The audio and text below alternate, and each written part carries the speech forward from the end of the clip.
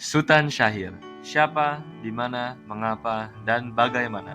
Bocah Padang Panjang yang bisa ke New York untuk mewakilkan Indonesia pasca proklamasi. Mau lebih tahu? Coba simak video berikut ini. Lahir di Padang Panjang tapi tinggal di Medan, Syahir masuk ke dalam ALS. Dia menyeberang pulau untuk SMA di Bandung. Di sana dia ikut organisasi Young Indonesian dan gemar mempraktekkan seni drama. Pada 1929, Syahir tiba di Amsterdam untuk belajar di Fakultas Hukum Universiteit van Amsterdam. Tapi dia sering di luar dinding kampus, memilih untuk berpartisipasi dalam diskusi politik. Syahrir akhirnya pulang ke Indonesia setelah dipanggil oleh Mohatta untuk mendirikan organisasi PNI Pendidikan. Tapi oleh karena ini mereka menjadi target Belanda. Mereka dibuang ke Bovendigul, Papua, daerah yang penuh dengan penyakit dan terpencil. Tapi, karena dinilai tak humanis, mereka akhirnya dipindahkan ke Banda Neira di Maluku. Syahrir sangat menikmati waktunya di sana. Dia bermain dengan anak lokal dan ikut dalam kegiatan alami. Saat kembali ke Jawa, dia serta dengan Hatta dan Soekarno membuat perjanjian. Soekarno-Hatta akan bekerja sama dengan Jepang, tapi Syahrir memimpin perlawanan di bawah tanah. Syahrir bisa dipanggil sebagai pihak menengah antara golongan muda dan golongan tua. Mirip dengan golongan muda, ia sangat negatif terhadap pengaruh Jepang dan juga skeptis terhadap PPKI dan Soekarno. Tetapi, ia sudah pernah bekerja sama dengan Soekarno-Hatta.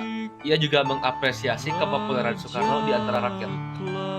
Meskipun tidak sepenuhnya mengikut satu golongan, Syahrir masih lebih menyondong ke kubu pemuda karena mereka memiliki prioritas yang sama, yaitu dejapanisasi.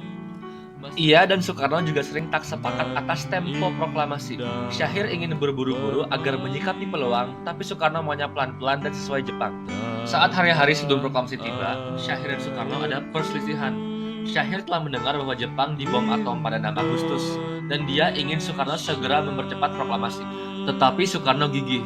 Ia tak percaya bahwa Jepang akan menyerah. Syahrir berani menentang Soekarno.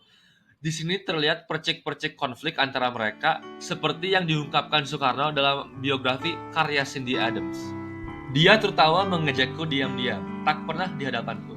Soekarno itu gila, kejepang-jepangan. Soekarno itu pengecut, ujarnya. Pada 14 Agustus, Hatta dan Syahrir ke rumah Soekarno untuk memintanya segera memproklamasikan kemerdekaan.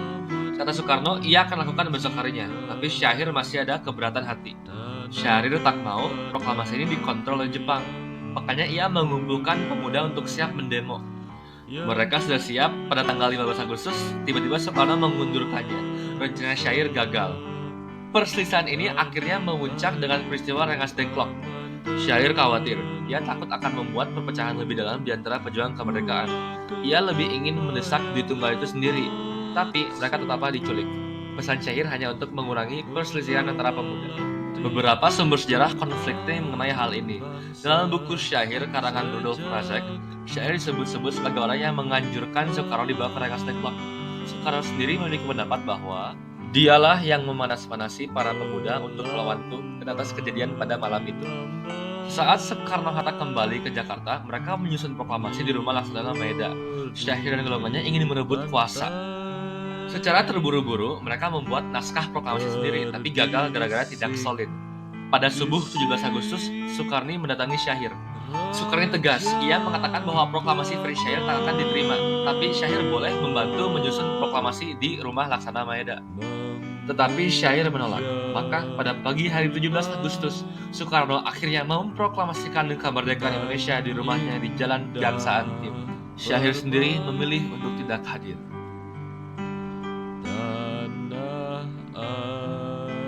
Inti dari nilai-nilai yang dapat diambil dari perjuangan Syahrir adalah suatu jiwa kepemimpinan dan wawasan dunia. Syahrir lumayan berbeda dari para pemuda lain dalam arti dia mengerti bagaimana Indonesia perlu berevolusi dan bagaimana Indonesia perlu untuk menyikapi dunia modern. Syahrir juga selalu berusaha memperjuangkan kemerdekaan Indonesia tak hanya melalui upaya militer tapi juga melalui diplomasi. Hal ini patut kita ikuti sebagai para pemuda modern untuk ingat atas pentingnya dialog dan komunikasi dalam perjuangan membela bangsa di masa depan.